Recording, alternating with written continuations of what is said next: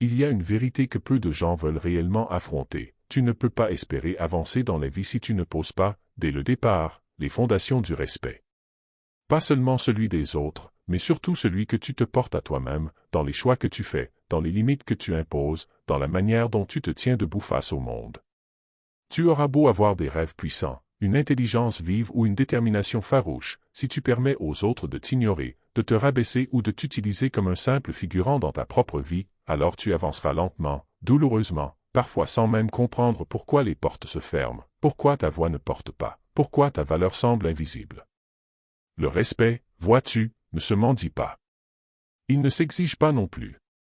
Il se construit, en silence, dans la façon dont tu te comportes quand personne ne regarde, dans la cohérence entre tes paroles et tes actes, dans ta capacité à rester droit quand tout vacille autour de toi. Dans cette vidéo, je vais te partager 9 façons concrètes et puissantes de te faire respecter profondément. Pas par orgueil, mais pour que ta progression soit réelle, stable, durable. Pour que ta parole ait du poids, que ta présence compte, et que tu n'aies plus besoin de crier pour exister. Reste jusqu'à la fin, car tu pourrais y entendre quelque chose que personne ne t'a jamais dit, mais que tu avais besoin d'entendre depuis longtemps. 1. Fixe tes limites et respecte-les toi-même. Il est impossible de se faire respecter si l'on ne commence pas par poser les fondations invisibles de ce qu'on accepte et de ce qu'on refuse. Une limite, ce n'est pas un mur qu'on érige contre le monde, c'est une ligne intérieure que l'on trace pour ne pas se trahir soi-même. Tant que tu ne sais pas clairement où tu t'arrêtes, les autres se sentiront libres d'avancer, de s'imposer, de franchir ton espace personnel sans permission, comme s'ils entraient dans une maison sans frapper, parce que tu as laissé la porte entr'ouverte et la lumière allumée. Se faire respecter commence donc par cet acte simple, mais radical, dire non. Dire non, non pas avec agressivité, mais avec calme, fermeté et cohérence. Non aux relations qui t'épuisent. Non aux paroles qui blessent. Non aux responsabilités que tu n'as pas à porter. Ce n'est pas de l'égoïsme. C'est de la clarté. Et cette clarté est nécessaire si tu veux que les autres sachent où ils se trouvent lorsqu'ils sont avec toi. Il y a une image qui peut t'aider, imagine-toi comme un jardin. Si tu ne mets aucune clôture, aucun panneau, aucun soin, les passants se sentiront libres d'entrer, de cueillir, de piétiner, parfois même sans intention de mal faire. Mais si ton jardin est délimité avec respect, si tu en prends soin, si tu montres qu'il y a une attention, un ordre, une structure, alors ceux qui viendront seront plus attentifs, plus délicats, plus conscients de la valeur de ce qu'ils traversent. C'est exactement pareil dans la vie. Si tu ne prends pas la peine de définir tes limites, tu invites inconsciemment les autres à les tester et parfois à les briser. Mais poser des limites ne suffit pas. Il faut les respecter toi-même. Et c'est souvent là que le plus grand défi commence. Tu peux dire aux autres de ne pas te parler avec mépris, mais si tu continues, en silence, à tolérer l'irrespect parce que tu as peur de déranger, alors tes paroles perdent leur force. Tu peux dire que tu ne veux plus te surcharger de travail, mais si tu acceptes à chaque fois de t'oublier pour satisfaire les autres, tu n'envoies qu'un seul message, mes limites sont négociables. Et dès lors qu'elles le sont, elles ne sont plus des limites, elles deviennent des suggestions que chacun peut ignorer selon ses besoins. Fixer tes limites, c'est donc aussi te faire la promesse de ne pas t'abandonner toi-même. Cela demande du courage. Car dire non, c'est parfois perdre des liens. C'est être mal compris. C'est décevoir. Mais ce que tu perds temporairement en confort, tu le gagnes en respect de soi. Et ce respect-là, ce noyau solide que tu construis en toi, finit par rayonner autour de toi. Les autres le sentent. Et plus tu incarnes cette stabilité intérieure, plus ils s'adapteront à tes règles naturelles, sans que tu aies besoin de hausser la voix, de te justifier ou de te battre pour exister. Souviens-toi d'une chose, tu es le gardien de ton propre territoire. Si tu ne le défends pas, personne ne le fera à ta place. Et ce n'est pas par dureté que tu dois fixer tes limites, mais par amour pour ce que tu construis, pour ce que tu es, et pour ce que tu veux devenir. Car progresser dans la vie, ce n'est pas courir après l'approbation des autres. C'est marcher avec assurance, sur un chemin que tu as choisi, avec des fondations solides et une direction claire. Et ce chemin commence toujours, là où tu poses tes premières frontières. 2. Parle peu, mais parle vrai. Il existe une étrange illusion dans notre époque, l'idée que plus nous parlons, plus nous serons écoutés. Mais en réalité, l'abondance de mots finit souvent par noyer la vérité, et ceux qui parlent sans cesse diluent peu à peu la force de leurs paroles. Le respect, lui, ne vient pas de la quantité de ce que tu dis, mais de la qualité de ce que tu choisis de dire. Parler peu, ce n'est pas se taire. C'est apprendre à ne plus gaspiller son énergie dans des discours vides, des justifications inutiles ou des opinions lancées par réflexe, sans profondeur, sans réflexion. Il y a une puissance silencieuse dans celui qui ne parle que lorsqu'il a quelque chose de vrai à dire. Les anciens stoïciens le comprenaient très bien, ils savaient que les mots ne sont pas de simples sons, mais des actes. Chaque parole porte un poids, chaque phrase est une empreinte que l'on laisse derrière soi. Et à force de parler pour meubler, pour plaire, pour convaincre à tout prix, on finit par perdre cette autorité naturelle qui naît du calme, de la clarté, de la sincérité. Imagine un archer. Celui qui tire sans flèche à l'aveugle impressionne par le mouvement, mais touche rarement sa cible. Celui qui prend le temps, qui vise en silence, et qui ne tire qu'une seule flèche, frappe juste. Ta parole devrait être cette flèche. Rare, précise, dirigée par l'intention juste, et non par l'émotion du moment ou la pression sociale. Car les gens n'écoutent pas celui qui parle fort. Ils écoutent celui dont les mots résonnent, longtemps après avoir été prononcés. Parler vrai, c'est aussi avoir le courage de dire ce qui est nécessaire, même si c'est inconfortable. C'est refuser de participer aux conversations vides, aux flatteries faciles, aux critiques gratuites. C'est choisir l'honnêteté, même douce, même discrète, plutôt que la facilité du mensonge ou du silence complice. Il ne s'agit pas d'être brutal, ni de devenir un donneur de leçons. Il s'agit d'être juste, aligné, ancré dans une parole qui reflète ton intériorité, pas ta volonté d'être validé. Et ce type de parole inspire naturellement le respect. Car elle ne cherche pas à séduire, à convaincre ou à dominer. Elle est là comme une pierre posée calmement sur le chemin, solide, simple, inébranlable. Les autres sentent qu'ils peuvent s'y fier. Et ils t'écoutent non pas parce que tu parles souvent, mais parce que quand tu parles, ça compte. En apprenant à parler peu, tu apprends aussi à écouter davantage. Et celui qui écoute sincèrement développe une compréhension plus fine du monde, des autres, de lui-même. Cette capacité à se taire quand il n'est pas nécessaire de parler, à observer plutôt qu'interrompre, à poser des questions au lieu d'imposer des réponses, crée un espace où la parole retrouve sa vraie valeur, celle d'un outil pour construire, pour élever, pour relier. Alors la prochaine fois que tu sentiras le besoin de parler, demande-toi, est-ce que ce que je m'apprête à dire est vrai? Est-ce que c'est nécessaire?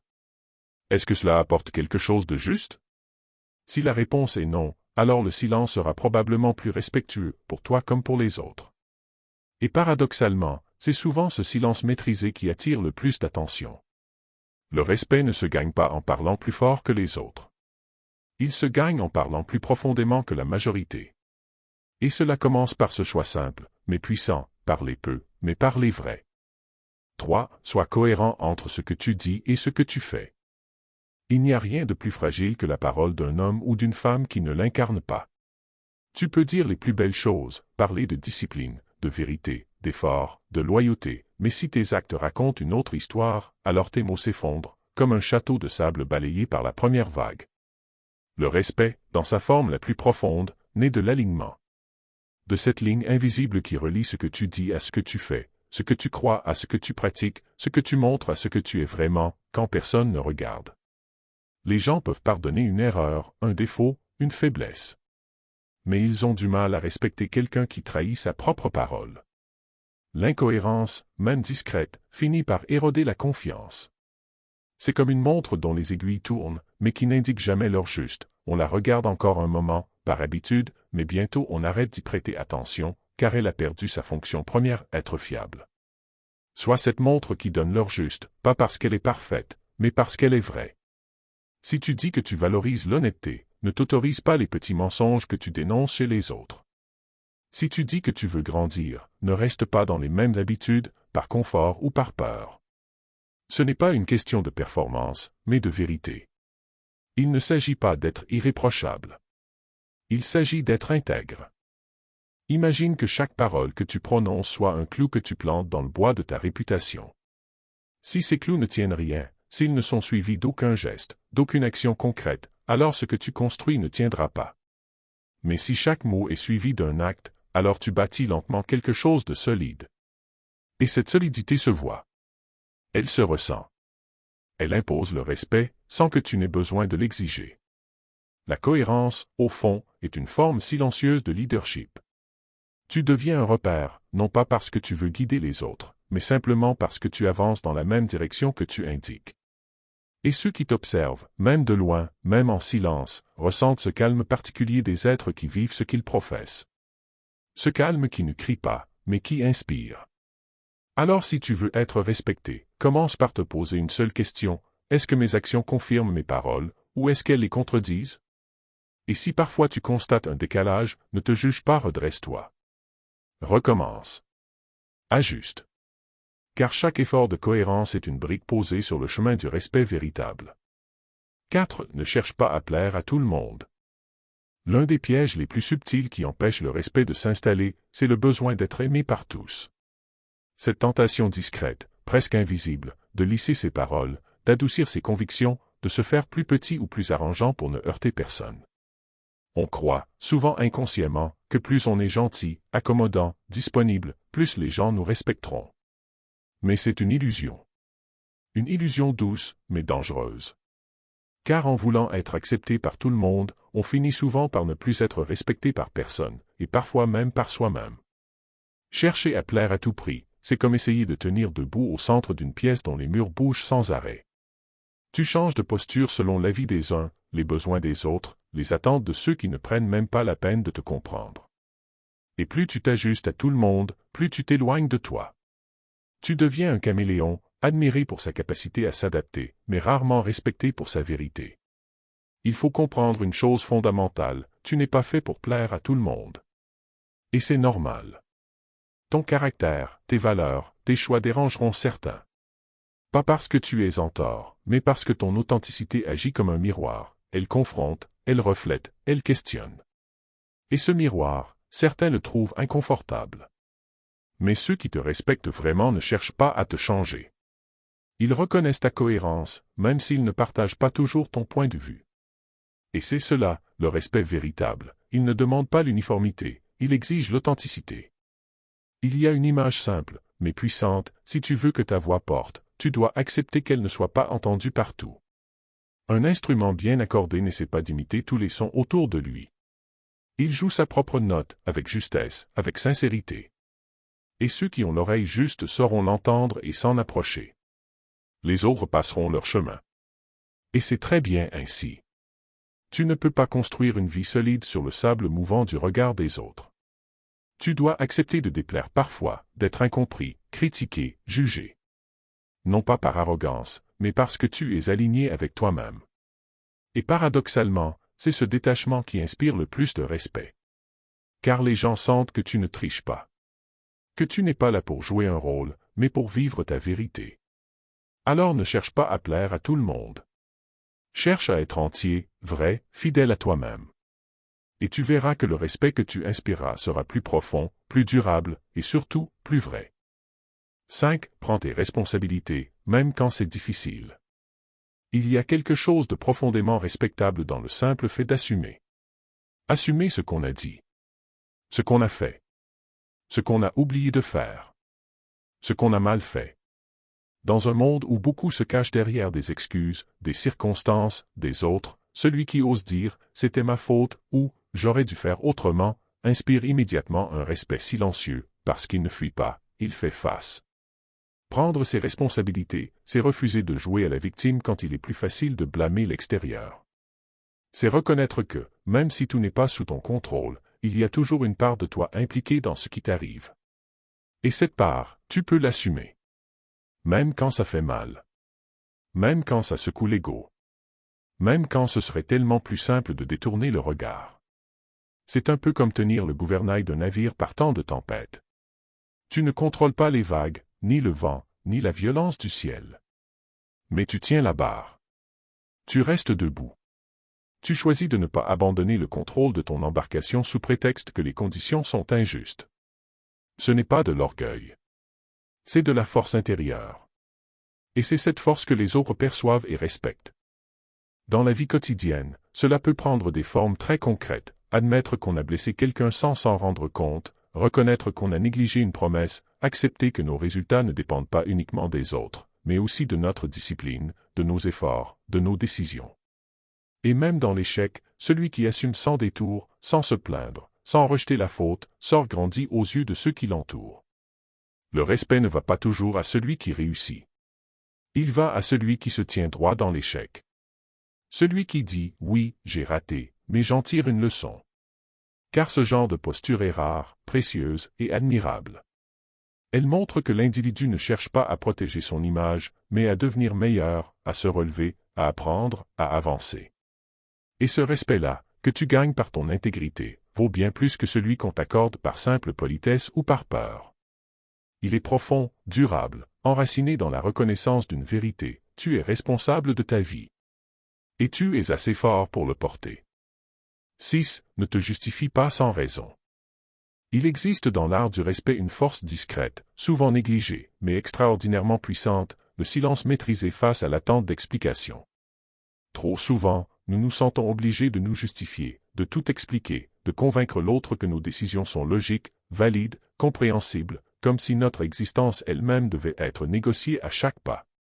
Pourtant, plus tu te justifies sans qu'on te le demande réellement, plus tu affaiblis l'impact de ta parole, et plus tu invites les autres à douter de ta légitimité. Se justifier sans nécessité, c'est comme tendre une armure à celui qui n'avait même pas songé à t'attaquer. Tu lui indiques, sans le vouloir, que tu doutes de ta position, que tu crains de déplaire, que tu cherches à être compris avant même d'être respecté. Mais le respect ne naît pas dans la justification, il naît dans la conviction tranquille. Celle qui ne crie pas, celle qui n'argumente pas sans fin, celle qui se tient debout même quand le regard des autres vacille. Imagine un arbre. Il ne s'excuse pas de pousser droit. Il ne cherche pas à convaincre les autres arbres qu'il mérite sa place. Il grandit. Il s'étend. Il fait de l'ombre. Il tient bon quand le vent souffle. Il est là, pleinement là. Et c'est justement cette présence muette mais ancrée qui lui confère toute sa majesté. Sois cet arbre. Ne te courbe pas à chaque regard sceptique. Ne tente pas de gagner le cœur de ceux qui ne cherchent même pas à comprendre. Car à trop vouloir t'expliquer, tu finis par te diminuer. Bien sûr, il y a des moments où une explication est juste, humaine, nécessaire lorsqu'il s'agit de réparer un malentendu, d'éclairer un choix qui impacte quelqu'un d'autre, ou de reconnaître une erreur avec humilité. Mais dans la majorité des cas, tu n'as pas à défendre chaque pas que tu fais, chaque pensée que tu portes, chaque préférence que tu choisis. Tu peux dire non sans te justifier. Tu peux refuser une invitation, changer d'avis, t'éloigner d'un environnement toxique, prendre du temps pour toi, sans devoir t'expliquer à qui que ce soit. Le respect que tu inspires grandit quand tu assumes tes décisions avec simplicité, sans agressivité, sans justification excessive. Car cela montre que tu sais qui tu es, où tu vas, et que tu ne cherches pas à plaire, mais à rester fidèle à ce qui est juste pour toi. Et c'est cette stabilité intérieure qui, sans bruit, sans démonstration, commence à imposer naturellement le respect autour de toi. Traite les autres avec dignité, même ceux qui ne peuvent rien t'apporter.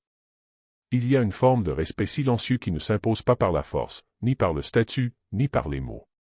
C'est celui qu'on accorde naturellement à ceux qui traitent chaque être humain avec la même attention, la même considération, la même dignité, qu'il soit puissant ou vulnérable, influent ou invisible. Le respect que tu inspires ne se mesure pas uniquement à la manière dont tu parles à ceux qui peuvent t'élever, mais surtout à la façon dont tu te comportes avec ceux qui ne peuvent rien te donner en retour. On reconnaît la noblesse d'un esprit non pas lorsqu'il brille dans les hauteurs, mais dans la manière dont il s'abaisse, sans condescendance, pour honorer la présence d'un autre. Il y a une vérité qui ne trompe jamais, celui qui humilie les faibles pour flatter les puissants ne mérite aucun respect profond. Il impressionne peut-être, mais il ne touche pas. Il séduit temporairement, mais il n'élève personne. Traiter les autres avec dignité, c'est comprendre que chaque être humain, même celui qui semble inutile à ton parcours, porte en lui une histoire, une douleur, un espoir. C'est refuser de hiérarchiser la valeur humaine selon l'utilité. C'est parler avec politesse à celui qui nettoie les couloirs, avec écoute à celui qui demande de l'aide, avec douceur à celui qui ne sait pas s'exprimer. Parce que ce que tu montres dans ces moments silencieux, quand personne ne regarde vraiment, révèle qui tu es plus profondément que n'importe quel discours. Imagine que tu sois un phare. Tu éclaires sans choisir qui a droit à ta lumière. Tu es debout, stable, constant. Même les plus petits bateaux, même les voyageurs perdus, même ceux qui ne te remercieront jamais, bénéficient de ta lumière. Et c'est justement cela qui te rend honorable, ta capacité à illuminer sans calcul, sans attente, sans discrimination. Et il y a une ironie magnifique dans ce point. Souvent, ceux que tu aides sans rien attendre, ceux que tu considères sans intérêt, deviennent les témoins silencieux de ta grandeur réelle. Ils parlent de toi quand tu n'es pas là. Ils se souviennent de ton humanité. Et cette mémoire-là, même si elle ne t'apporte rien de concret, contribue à construire autour de toi une réputation ancrée dans quelque chose de bien plus précieux que le pouvoir, l'estime sincère. Alors si tu veux vraiment être respecté, ne regarde pas seulement comment tu es avec ceux qui te regardent. Observe comment tu es avec ceux que personne ne regarde. Car la dignité que tu offres est un reflet direct de celle que tu portes. Et dans ce miroir, les cœurs les plus lucides verront à vraie valeur. 8. Sois émotionnellement stable. Le respect véritable ne se gagne pas uniquement par la force physique, ni par l'intelligence, ni même par les mots. Il naît, souvent en silence, dans l'équilibre émotionnel de celui qui sait rester maître de lui-même, même lorsque le monde autour de lui s'agite, se déchaîne ou cherche à le provoquer. Être émotionnellement stable, ce n'est pas être froid ou insensible. C'est au contraire être profondément vivant, mais solidement enraciné, capable de ressentir sans se laisser emporter, d'écouter ses émotions sans devenir leur prisonnier. Tu peux être fort, talentueux, charismatique, mais si ton humeur change à chaque souffle du vent, si tu t'énerves pour un rien, si tu cries, coupes la parole, claques des portes ou fais payer aux autres ce que tu n'as pas su contenir en toi, alors ton autorité se fragilise, ton image s'effondre, et le respect que tu inspires devient instable, incertain, provisoire. Car les autres, inconsciemment, testent ta stabilité. Ils observent tes réactions plus que tes intentions. Et si tu réagis comme un volcan à chaque désaccord, ils retiendront moins ce que tu dis que la manière dont tu perds le contrôle. Être stable émotionnellement, c'est un peu comme être une montagne face à la tempête. La pluie peut tomber, le tonnerre peut frapper, les vents peuvent hurler, mais la montagne reste là. Elle ne nie pas la violence autour d'elle, elle l'accueille, elle la traverse, mais elle ne se désagrège pas. C'est ce type de présence qui impose le respect, calme, ferme, contenu. Non pas parce qu'elle est parfaite, mais parce qu'elle est digne, même dans la douleur. Et cela demande de l'entraînement, du courage, de l'humilité.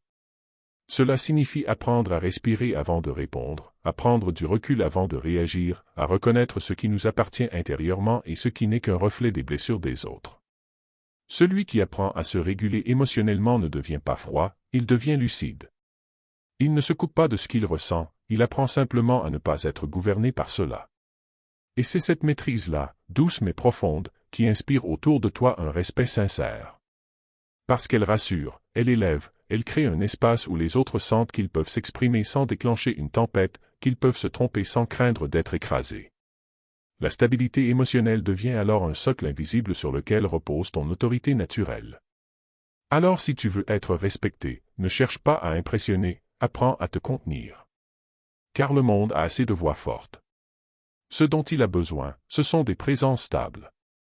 Des hommes et des femmes qui ne tremblent pas à chaque mot, qui ne fuient pas à chaque critique, qui ne s'effondrent pas au premier obstacle, mais qui avancent, posément, avec courage, solidement ancrés dans ce qu'ils sont. 9. Investis en toi chaque jour. Le respect que tu cherches à obtenir de l'extérieur commence toujours par le regard que tu poses sur toi-même. Car il est illusoire de croire que les autres vont te valoriser si, intérieurement, tu te négliges, si tu te laisses aller, si tu abandonnes l'idée même de progresser. Investir en toi chaque jour, ce n'est pas un luxe. C'est une nécessité silencieuse, une forme de discipline invisible qui, peu à peu, transforme ton identité, ta posture, ton aura. Et c'est cette transformation que les autres perçoivent, souvent sans pouvoir l'expliquer, mais qui les pousse à te prendre au sérieux. Prendre soin de soi, ce n'est pas seulement aller au sport ou manger sainement. C'est lire, apprendre, réfléchir, s'observer, corriger ses erreurs, faire face à ses incohérences, choisir la croissance plutôt que la stagnation, même quand personne ne te pousse à le faire. C'est se lever le matin avec une question simple mais puissante, qu'est-ce que je peux faire aujourd'hui pour devenir un peu plus digne de moi-même? Et même si la réponse est minuscule, lire 2 pages, méditer 10 minutes, dire non à une distraction inutile, c'est dans cette constance que se construit l'estime que tu dégages. Imagine une pièce d'or. Chaque jour où tu fais un pas vers ton amélioration, tu ajoutes une pièce dans ton coffre intérieur. Et avec le temps, ce coffre devient lourd. Il se fait sentir dans ton regard, dans ta voix, dans ta posture. Les gens ne savent pas toujours ce que tu fais dans l'ombre, mais ils sentent que tu vaux quelque chose. Non pas parce que tu cherches à briller, mais parce que tu portes, en silence, le poids de ton propre travail. Et ce respect-là, celui qui naît de l'effort régulier, de la discipline personnelle, de l'attention que tu te portes, ne peut pas être simulé. Il ne dépend pas des circonstances, ni des compliments. Il repose sur une vérité que personne ne peut enlever, tu te construis. Tu t'améliores. Tu refuses de rester le même. Et cela te rend respectable, parce que cela te rend rare. Alors ne cherche pas l'approbation des autres. Cherche à devenir quelqu'un que tu ne peux plus mépriser.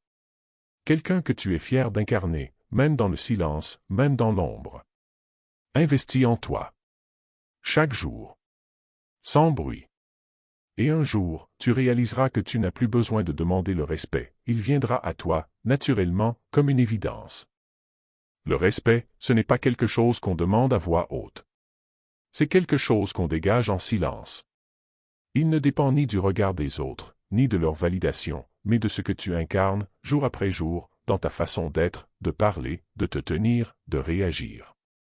Si tu veux qu'on te respecte, commence par devenir quelqu'un que tu respectes toi-même. Pas à travers la perfection, mais à travers l'effort, la clarté et la constance. Tu n'as pas besoin d'en faire trop. Tu as juste besoin d'être vrai. Stable. Aligné. Si cette vidéo t'a parlé, si elle t'a apporté ne serait-ce qu'une étincelle de lucidité ou de force intérieure, alors laisse un commentaire. Dis-moi ce que tu retiens, ce que tu appliques déjà, ou ce que tu veux améliorer. Et si tu veux continuer ce chemin avec moi, abonne-toi. Pas pour suivre, mais pour grandir ensemble. À très bientôt.